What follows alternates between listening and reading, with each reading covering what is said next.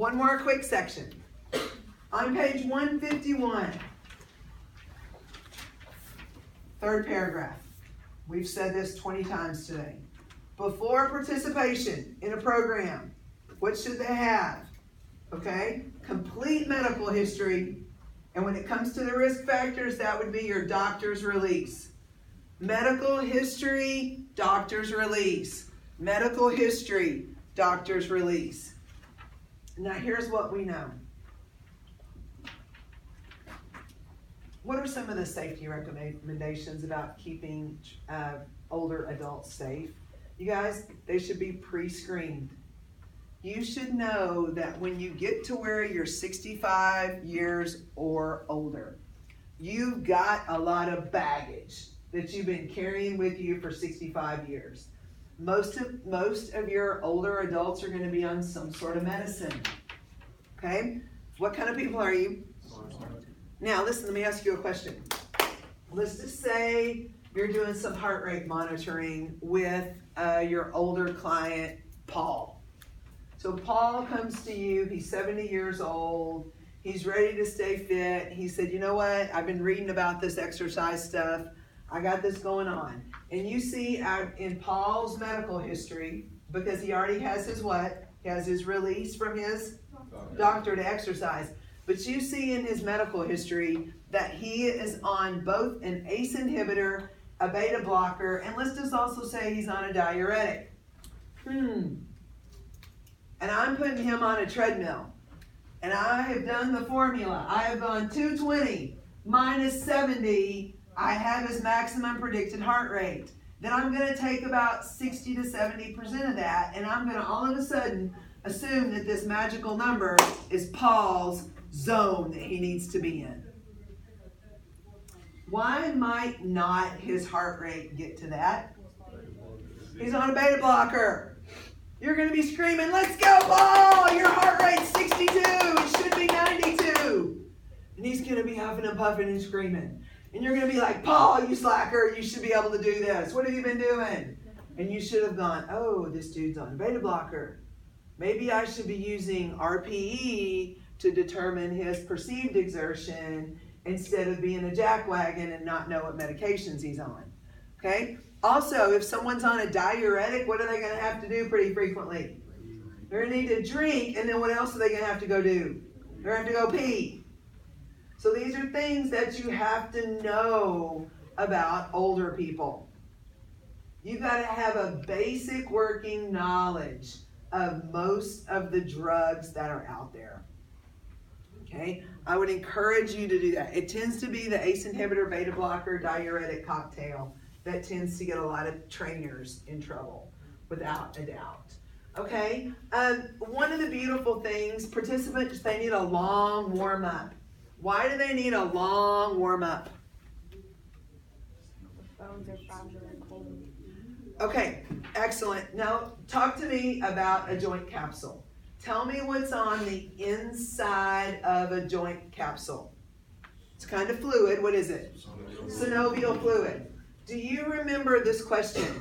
Do you want your synovial fluid to be slippery or solidy? Slippery. Older people have synovial fluid that is more solidified. So when I increase that core temperature, I can shift that synovial fluid back to where it's more slippery. And that is going to allow them to move in a larger range of motion more efficiently and effectively. Long warm-up, long cool down, flexibility training, range of motion training, using an RPE scale, all of these things. You guys, let me tell you, I kind of like training older people, but here's what you have to know. You have to be willing to hear the same story 35,000 times. Okay? You have to learn and know their grandkids' names. You have to know so many things. But also, let me tell you, and we talk very openly and honest in here, one of the reasons I love training older people is they really see a quality of life improvement. They really do. And a lot of times they just need that confidence. Why do older people start to shuffle their feet? They're scared of falling. Do you remember that walking has a momentary aspect of what in it? Balance. So we have to teach them that they can balance, that they can do some things. Practice balance training with older adults. Practice stair climbing with older adults. One of the things that scares people is, and this happened to my sweet mother-in-law, she got to where she wasn't confident climbing stairs. Which you guys, and this is something that you and I wouldn't even think about. You guys, in a minute, I'm going to go change clothes. I'm going to go over to the rec to go teach a yoga class. I'm not even going to think about plowing up those stairs that get into the rec and then to get up to the group X room. But for someone that's scared of falling, stairs are paralyzing. They have to navigate where they're going to mentally go before they're ready to get there. Let's help them build their quality of life. Now, another reason that I love to train seniors, they have what I need. I'm about to be putting kids through school. I need money. Okay? If you can help someone with their quality of life, they are happy to invest this money that they've been saving their whole life in you. So many times people work so hard they forget to work on themselves.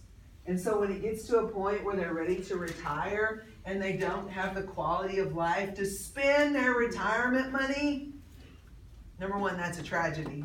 Number two, they're happy to pay you because you can help them with quality of life. I believe there's a huge market out there right now for people that train kids and people that train older adults. I encourage you to think about tapping into this and building your own marketing skills and marketing platform to move forward.